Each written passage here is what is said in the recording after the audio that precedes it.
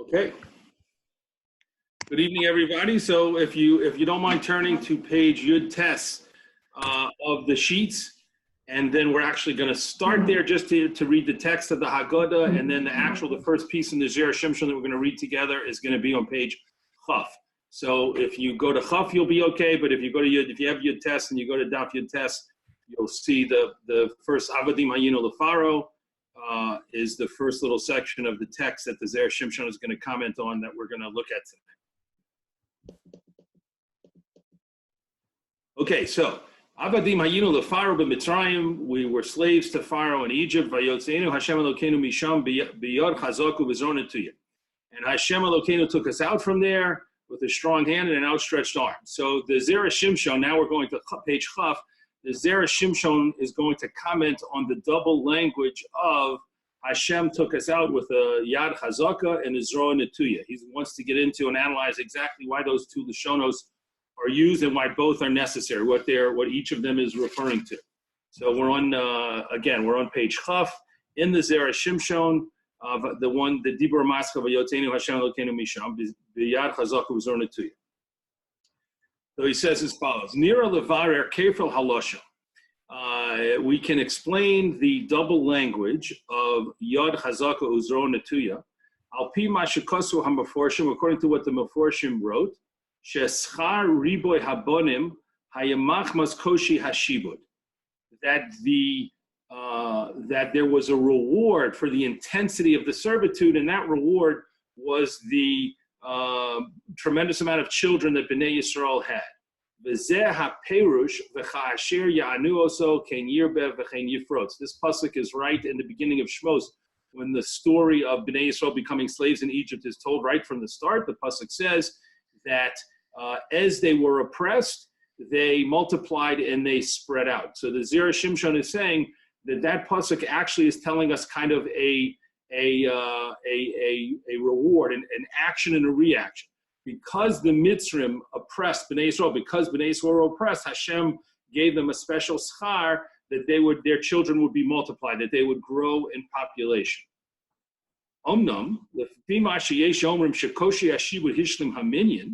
However, according to a different opinion, that the intensity of the slavery experience in Egypt completed the number of years that they needed to serve, meaning it allowed them to complete their slavery earlier than was originally planned. We know that they were originally, Avraham Avinu was told that they were going to be avodim for 400 years, and they left after 210 years. So there's an opinion that it was the intensity of the shibud, the intensity of the slavery, that allowed them to leave sooner. Im kain l'chora haschar shel koshi hashibud hu mehiras haketz. If so, according to that second opinion, the actual reward for the intensity of the slavery, of the servitude, was the earlier escape, the earlier end of the slavery. The im kain eich tzarich lios lahem riboy banim. And if so, according to that opinion, why would they get a different reward? Why would they get another reward of having of their population growth, right? The riboy habanim heim b'reshus paro. According to the second opinion, whether or not they were going to multiply would be left in the hands of Paro. So let's just pause for a second. What the Zera Shimshon's, again, let's not lose sight of his basic question. The basic question, his starting question is, why is there a double language that says Hashem took us out, Yad Chazaka and Zero Netuya? Why both of those things? What do they indicate? What does each term, what does each expression mean? That's our starting point. Then he says there are two opinions as to what reward Bnei Yisrael received, or what was the result of the fact that the Mitzrim enslaved the Egyptians more intensely, with more suffering, more cruelty, more pain than Hashem originally had in mind, or than they were originally allowed to do. One opinion is that the reward for that was riboy banim, the population growth, tremendous population growth. And the other approach, the other school of thought, says that the reward for that was that they were able to leave much sooner than the 400 years that was originally projected. So you have those two variables. Aval Paro also tarte de sasre. Paro did something contradictory. He did two things that contradicted, that were mutually exclusive and contradicted each other. Shehishliches b'neihem le'yor.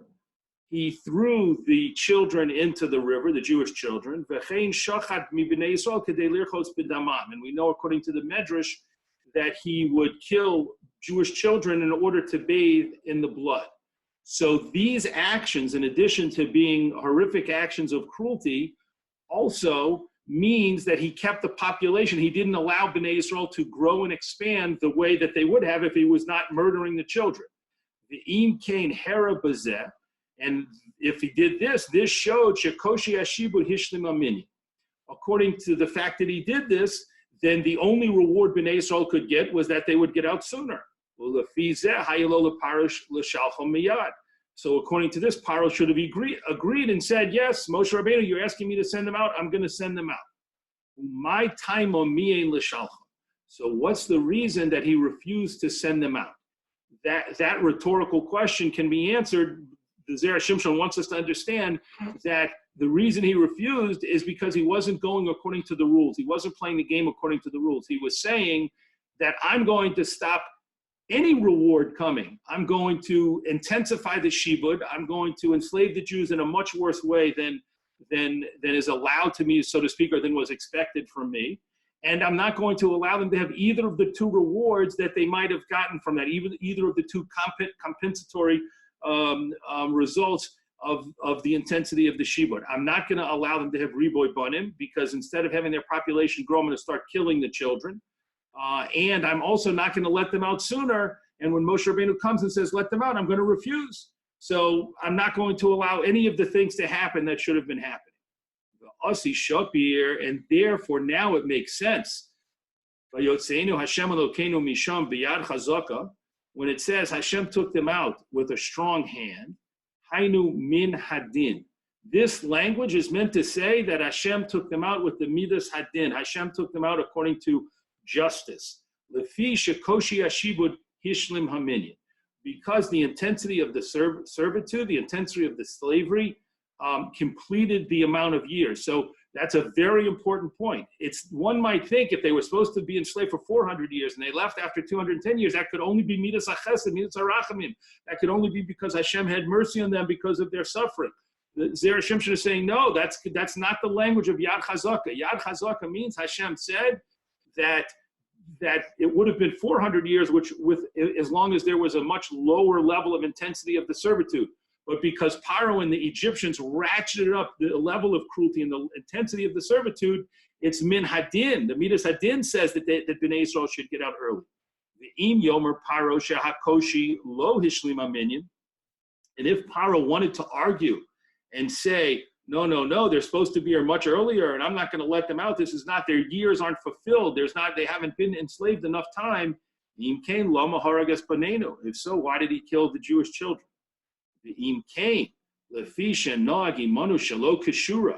And therefore we see that he interacted with the Bnei Yisrael in a way that was not according to the rules. It was not according to the way he was supposed to act, what was appropriate.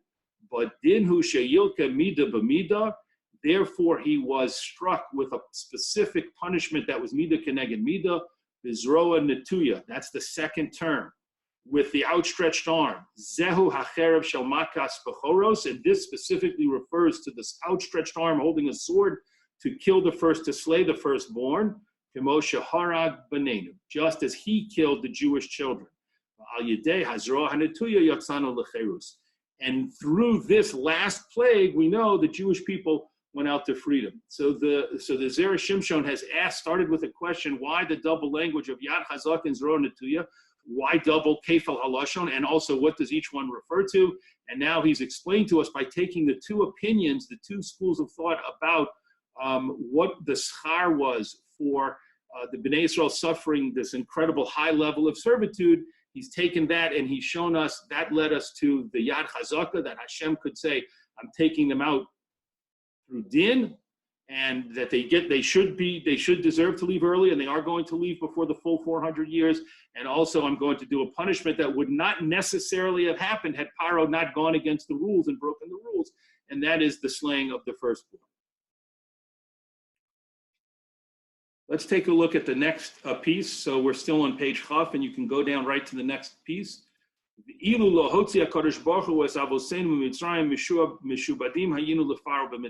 is, of course, a very famous and well-known line in the Haggadah, that if Hashem had not taken out our forefathers, we would still be enslaved there. Most people in Egypt, most people when they read the Haggadah, of course, we say this line, but we think to ourselves, it's not uncommon for people to think to themselves, could that literally be true, that this many thousands of years later we'd still be enslaved in Egypt? Something would have happened to enable us to leave.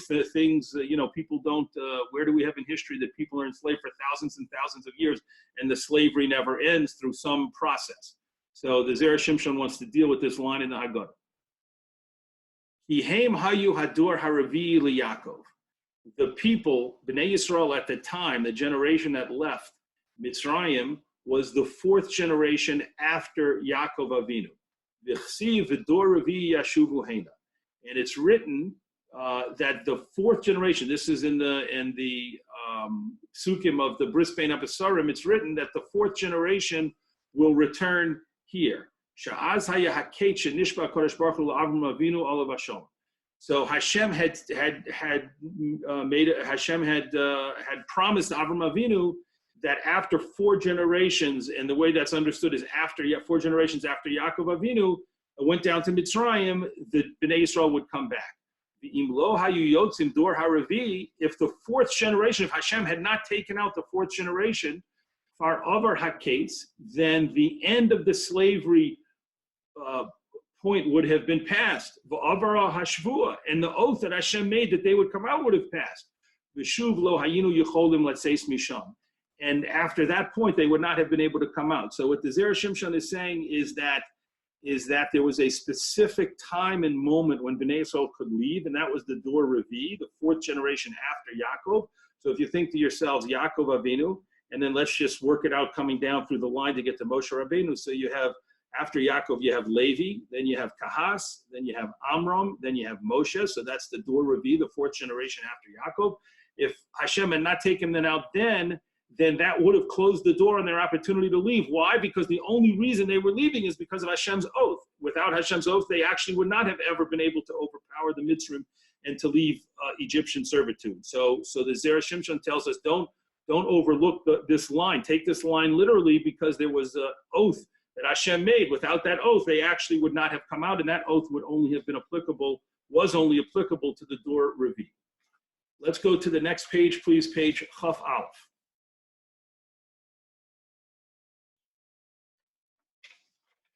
Here, the line in the Haggadah is actually appears on page Chaf. So if you want to glance back at Chaf, you can take a look at the line in the Haggadah with me, and then the commentary of the Zera Shimshon is going to be on page Chaf. So here's the famous line from the Haggadah: "Va'afilu kulanu chachomim, kulanu nevonim, kulanu zikenim, kulanu yodim es haTorah."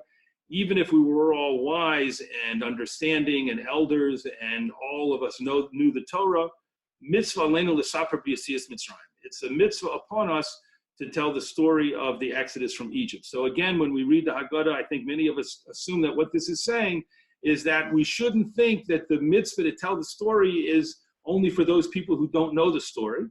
It's actually, even if all of us knew the story very well and even knew the entire Torah very well, we still would have a mitzvah to tell the Sipur, the story of the Sipur Yetzias Mitzrayim.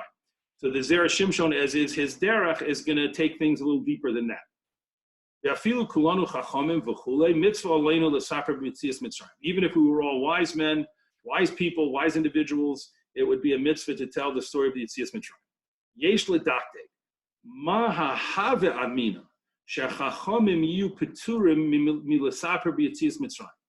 The Zera Shimshon asks, he says, we should pause here for a moment and think about what was the Baal HaHaggadah's Havamina, what was his original thought to think that maybe wise people would be exempt from telling the story of doing the mitzvah. We don't find in Judaism that the fact that someone knows something already, or if you have a certain understanding, if you have a certain emunah, if you have a certain whatever it might be, if you've done something before, whatever you might have done in the past, we don't find that exempts you from doing a certain mitzvah. A person can say, oh, I totally get all of the benefits and the understanding that I'm supposed to have from putting on tefillin. Well, a person can say that all the time. They're never going to be exempt from putting on tefillin the next morning. So what was the Havamina, that because people would be very wise, that they wouldn't have to do the mitzvah of Sipur Yetzias Mitzrayim?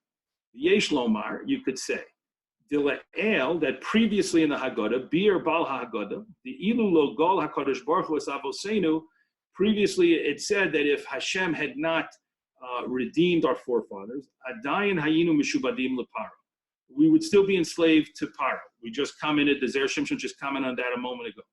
The Kivan de HaMitzvah L'Saper Hu, Kivan Shim Lo Hotzenu Hayinu Avodim, and since we see that the mitzvah to tell the story and to rejoice and to celebrate that there were no longer slaves is connected to the fact that we ourselves would have been avodim if Hashem had not taken us out. It's not just a historical event that happened to our forefathers thousands of years ago. There's a mitzvah for us to talk about it and celebrate it because we ourselves would have still been slaves. Yesh makom lomar shechachomim shelo hayu avodim ein lahem chiyuv l'saper. Then there is a place, there is a space to have the Havamina that the Baal Haggadah had, that people who are very wise and very knowledgeable, who might have been able to not serve as Avodim, would not have had a chiyuv to do Sipur Yetzias Mitzrayim. What is this referring to? Why would Chachamim, where do we see a concept that Chachamim would not have been enslaved? So he's going to explain. This can be understood through an episode that's brought in the Masechta Sanhedrin Kuf Daled Amud Beis. Maaseh b'shnei b'nei Adam shenishpu b'Har HaKarmel. It happened with two Jewish men who were captured in the area of Har HaKarmel. V'haya shaboi mahalich achareihem, and their captor was walking after them. V'omar echad mehem lechaveiro, and one of them said to his friend, Gamal shemahalich lefanenu Suma be'echad be'enav v'chulei. The camel that is walking in front of us is blind in one of its eyes. Now, what's going on over there is that they had never seen the front of the camel. They had never actually seen that the camel was blind in one of its eyes. They had always been walking behind the camel, but this person was able to figure out from watching the camels walking and how the camel proceeded and how the camel made its way around obstacles, that the camel must have been blind in one of its eyes. And that's what he commented to his friend. And meanwhile, the captor who was walking behind them overheard him say that. When the captor found out and saw that this was correct, that this assumption, this deduction that the Jewish man made was correct, he came and he kissed them on the heads. When he brought them to his house, and he made a big meal for them. And he even broke out into a dance in front of them. And he said, blessed is God who chose the children of Abraham, and he gave to them from his wisdom. And in every place where they go, they become the masters, they become the princes, the rulers over their masters. You can't keep a good man down, so to speak. And he freed them, and they went to their house in peace. Ad kan. The Roa Mikan, Zera Shimshon says, we see from this Gemara, that a wise person, a smart person, is able to achieve and attain his freedom through his wisdom. And Paro actually says this to Yosef, Ein navon v'chacham kamocha, there is no one as understanding and wise as you are. Atati al beisi, and therefore I'm going to appoint you over my house. The specific example there, of course, is that Yosef had been a slave in the sense that he had been sold to Egypt as a slave. He came to Egypt as a slave in the house of Potiphar. Then he had been put in a prison and was in the bor. And so he was not only a slave, but a prisoner in jail. And yet, because of his chachma and because of what Paro understood about his knowledge and his understanding, he was freed from all of that. And so the Chazal say, a person cannot be truly free unless they're osek b'Torah. If they have the chachma, that if they attain the chachma from the study of Torah, then they can truly be a ben chorin. So therefore, this all goes back to answer the Zera Shimshon's question. That's why the Baal Haggadah had a havamina that if a person was really a chacham, then maybe they would not have been enslaved in Egypt, or to put it more precisely, they probably would have been enslaved in Egypt, but they would have figured out some way through their chachma to have become freed, even without a geula, even without a Yetzias Mitzrayim. They would have figured out some way to change their circumstances, as we saw in the Gemara in Sanhedrin. So therefore, there really was a havamina to say that chachamim should be exempt. But the Haggadah comes to tell us, no, even though that might technically be true about certain individuals, Yechidei Segula, so to speak, all of us have to tell the Sipur Yetzias Mitzrayim. Okay, we are going to move ahead to page Chaf Vav. So let me give everybody a chance because we're skipping a few pages and we're moving ahead to Chaf Vav.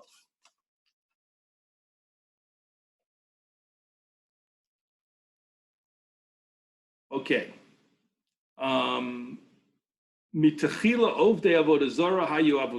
This again is a famous line. I'm in the Haggadah, but the text of the Haggadah before coming down to the Zera Shimshon. In the beginning, our forefathers worshipped idols.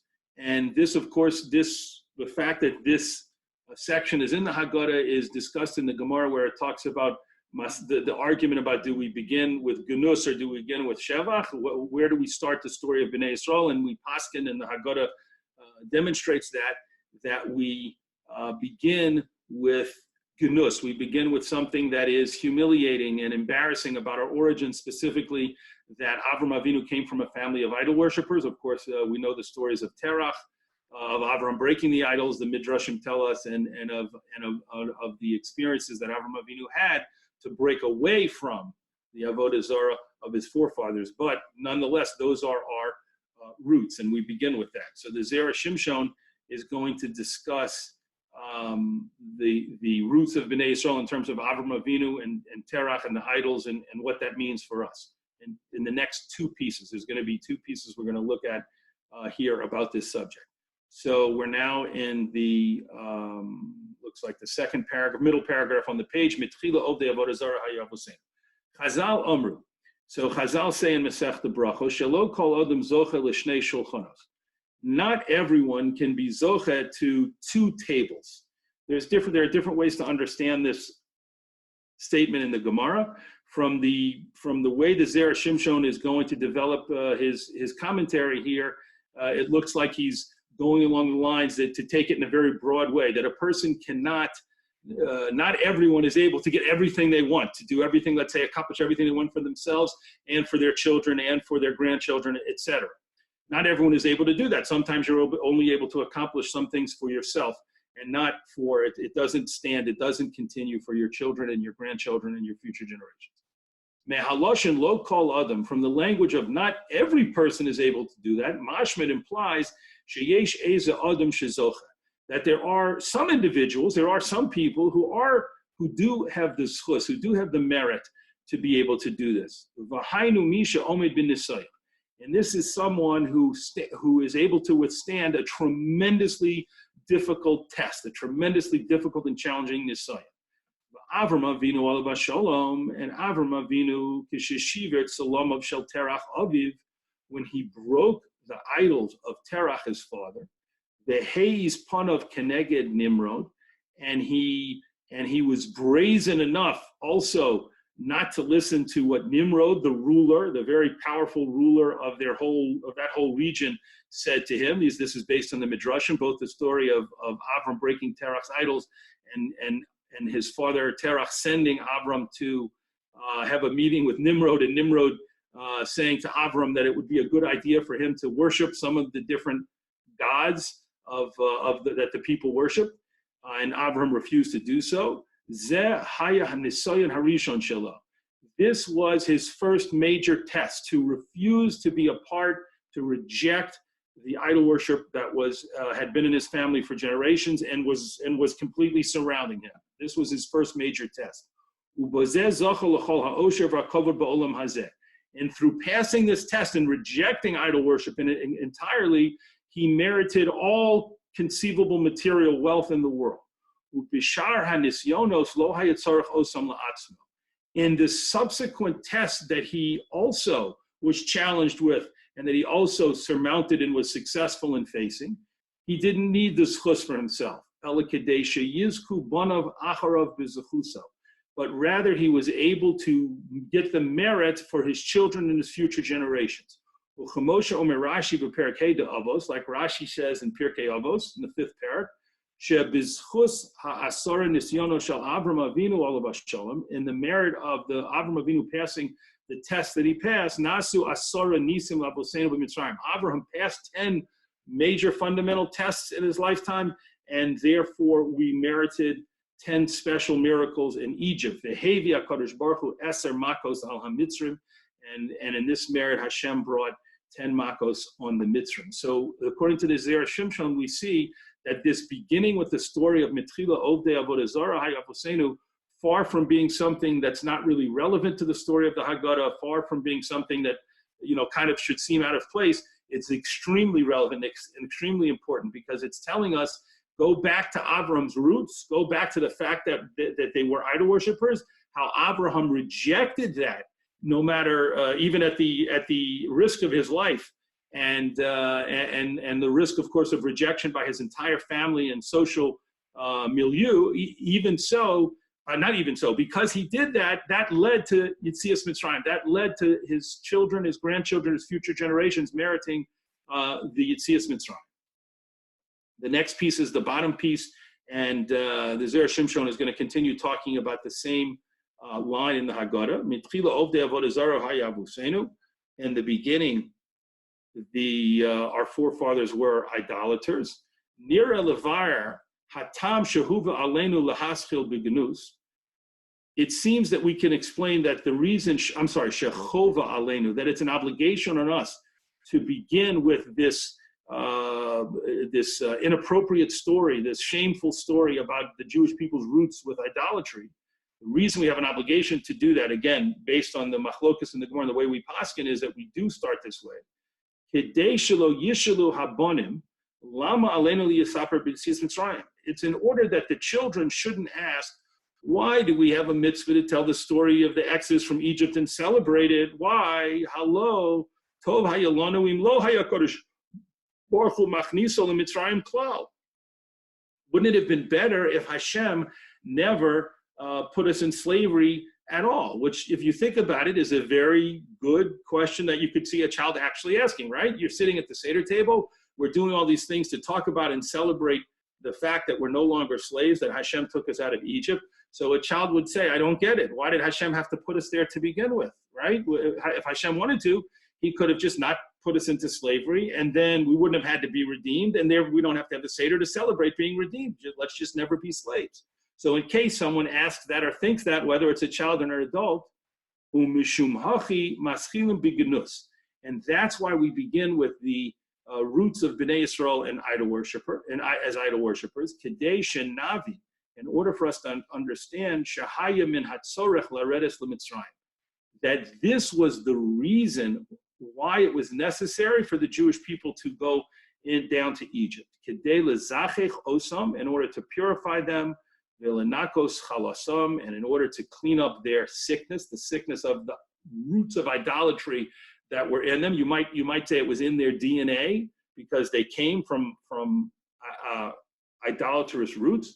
Umishum hachi yechnisam lekor habarzel, and because of that, Hashem brought them into the kor habarzel, the crucible of iron, in order, like you would take gold to purify it and to make sure that all of its impurities come out.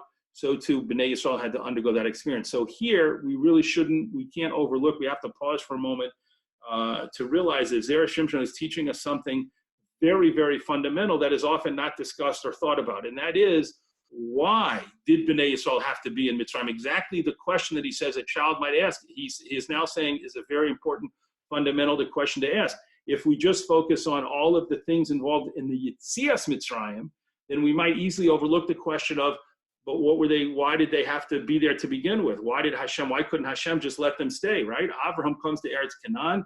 Yitzchak is born there and never leaves there. Yaakov Avinu leaves, but then he comes back. How about let's just let the Shvatim, our Yaakov's sons, are born there and live there. Just let them stay there. Why did they need to go down to Egypt to begin with? And so the Zera Shimshon says, because there were impurities, because there were roots of Avodah Zarah within the Jewish people, even though, of course, starting with Avram Avinu, they had moved away completely from that and had rejected it, though that was still there, it was still present, and therefore they needed to undergo an experience that when they came out, they would be led to Har Sinai and accept Hashem and Naseh V'Nishma in a way that says we've taken that out of, we've taken those impurities out of our system. Okay, we're going to skip again a little bit ahead. And we're going to go to page Chaf Ches.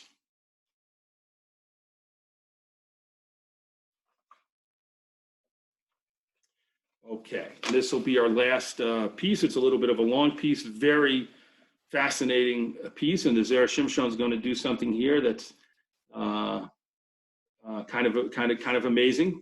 I don't think it can be found anywhere else. I don't know, but certainly the first time. I should keep it simple. It's the first time I ever heard it before, and it might be the first time you've ever heard it also.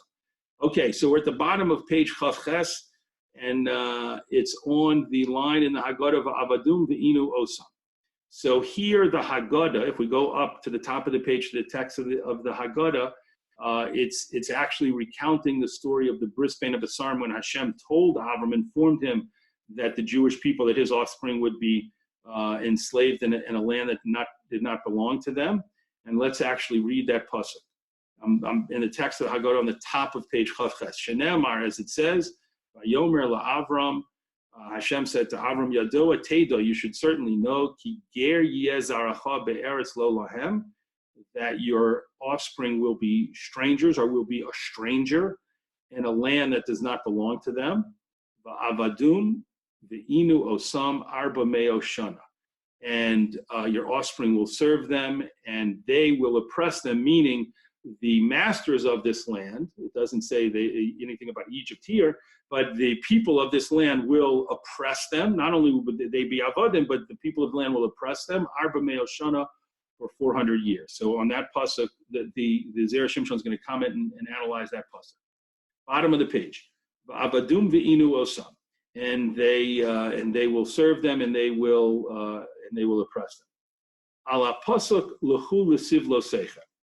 On a pasuk in Shmos where it says, "Go to your burdens, go to your work." Chasav Rashi sheshevet Levi lo nishtabdu ayin sham. Rashi writes that the tribe of Levi was not enslaved. This is Rashi's quoting a famous concept in the Midrash, a famous comment in the Midrashim, that Bnei Yisrael was enslaved, but Shevet Levi was spared this experience. They were not enslaved in Egypt. V'lechora kasha, and apparently there's a real problem, a real difficulty with this. Shahare Zera Shimshon Mitzrayim Nigzara al kol tze'etzoi Avram Avinu. The decree by Hashem, which we just read in the pasuk above, in the text of the Haggadah, was that the Jewish people, that Avram's offspring were going to be enslaved, was on all of Abraham's offspring. Zar acha, your offspring. It doesn't say some of your offspring. It says your offspring. Hashem said to Avram, your offspring. Vehecha nirma she'ein shevet Levi bichlal. And how is it hinted in this pasuk that Shevet Levi, or for that matter, any of Abraham's offspring were not going to be included in this gezerah? So it's a very basic question on the pasuk, and also understanding how the Midrash could say that Shevet Levi wasn't enslaved in Egypt. V'nireh de lechora hayatzarach lios kosav ki yeh zaracha be'eretz lo lahem ger v'avadu v'inu osam. The Zera Shimshon says if we take a close look at the pasuk and we think about it, it should have been written, one word should have been moved. It should have been written in a different way by moving the word ger from the beginning of the pasuk till the middle of the pasuk. Why? So let's look at what his suggestion is. He says it should have been written as follows: Ki yeh zaracha be'eretz lo lahem ger. your offspring will be in a land that does not belong to them, strangers, v'avadum ve'ino osam, and they will be enslaved, and they will serve them. Why does he suggest that's the way it should be? Because he's saying that the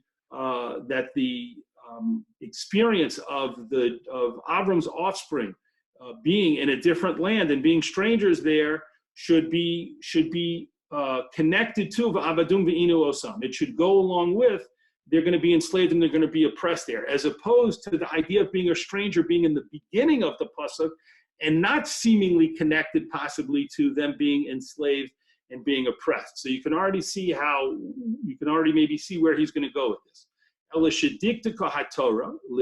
But rather the Torah was very careful to write, they will be strangers in a land that does not belong to them. I'll call Zera Abraham. And this was decreed, only this first part of the pasuk was decreed on all of the offspring of Abraham. Avadum ve'ino osam, but now the second part of the pasuk where it talks about being enslaved and being oppressed, zehu gezerah acheres. We can view that as a separate gezerah, a separate decree. Shelo chal al kulam, which doesn't fall on all of them. Okay, so there's going to be a second step here, but the first step is for the Zera Shimshon to say, look at the pasuk carefully, and you'll see that the Torah could have written the words in a slightly different order by moving the word ger, and we would have thought that there's one big takana, one big decree for all of Avram's offspring, and that decree is that they will be strangers in a foreign land and they will be enslaved there. And that's what we would have thought. However, by putting ger in the beginning, we have a right to think to ourselves that maybe the Torah, like he used the word remez, maybe the Torah is hinting to us that the idea of ger, of being a stranger in a foreign land, is one part of the gezerah, and then there's a separate part of the gezerah that has to do with being enslaved. If we can think along those lines, then maybe zaracha, maybe your offspring is only connected to the idea of being strangers and foreigners in a different land, but not necessarily to the avdus. That's where he got us so far. Now he's going to take it to the next step. Ella shemi sheiyeh ger ba'aretz lo lahem. But now, through this analysis that we've done on the pasuk, we can see that someone who is a stranger in a land not belonging to them, the hainu sheiyeh nikar shehu ger be'eretz lo lo, which means that it's recognizable and clear that he is not a part of the land that he's in. He's a stranger there. V'hainu al yedei hamila. This is through keeping bris milah. Hu mishuna migoye oso haaretz. That is what makes him distinct from the non-Jews who live in that foreign land. Az maspik hagezera shel gerus. To that person who stands apart and shows himself to be a ger and shows himself to be a foreigner in this other country outside of Eretz Canaan, then it's enough for him to have only the first part of the gezerah, which is you're going to be strangers in this foreign land. But if chas v'sholem, some of Abraham's offspring stop doing bris milah, in that case, it is not clear and recognizable that they are strangers in this foreign land. Al elu, on these Jews, chal gezeros va'avadum ve'inu osam. Then the second part of the pasuk about them being enslaved and oppressed will apply to them. Ve'im kain shavato shel Levi shelo bitlu amila. If so, the tribe of Levi that never stopped doing bris milah, kidichsiv, as it says in a pasuk. This comes from Parshas Zos HaBracha, in the bracha that Moshe Rabbeinu gives to Shevet Levi towards the end of the Torah. Ki shamru imrasecha uvrischa yinsoru. You guarded my ki shamru imrasecha ve'uvrischa yinsoru. Moshe Rabbeinu is talking about Hashem. They, Shevet Levi, guarded your words and your covenant, your bris, meaning bris milah, yinsoru. They protected. So we see that Shevet Levi kept bris milah throughout the years in Egypt and moving forward. They never stopped. Lo chal alehem gezeres hashibud. Then the second part of the pasuk did not apply to them. V'chol ha'acherim shebitlu mitzvahs milah. And the other members of the Jewish people who did stop doing bris milah, ki de isa b'medrash, as it states in a medrash. Again, this is not in the psukim. We don't see this in the psukim in the Torah, but it comes from an idea from Shmos Rabbah. Chal aleihem gezeres ba'avadum. Then the decree about being enslaved applies to them.